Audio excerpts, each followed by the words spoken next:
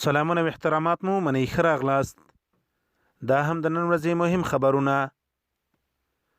بدخشان ولایت کې 21 تنه دولتي عسکر طالبانو ته تسلیم شوي. د ډاکټر غني ویان صدیق صدیقي وای خبرو کې پرمختګ نه دی شوی. د طالبانو غوښتنې د اساسي قانون خلاف دي. المان کندوز ولایت څخه د خپل دولتي عسکرو د ایستلو پریکړه کړې. کندهار عینو مینه کې د پولیسو پر 11 حوزې موټر بم برید مرګ ژوبله اړولې. روغتیا وزارت وای تیرو 4 ساعتونو کې د کورونا له امله 14 تنه مړه شوي. کابل کې د ملي امنیت ښارګوټي دننه پر یو دولتي موټر د مقناطیسي ماین چاودنه شوې. د بامیانو پرونی چاودنو کې 4 کسانو ته مرګ ژوبله اوښتې.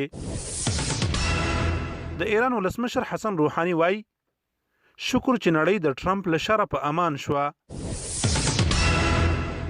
پاکستان وای چې د فلسطین قضیه د فلسطینیانو په خوښه حل نشي، اسرائیل په رسمیت نه پیژني. د خبرونو پای.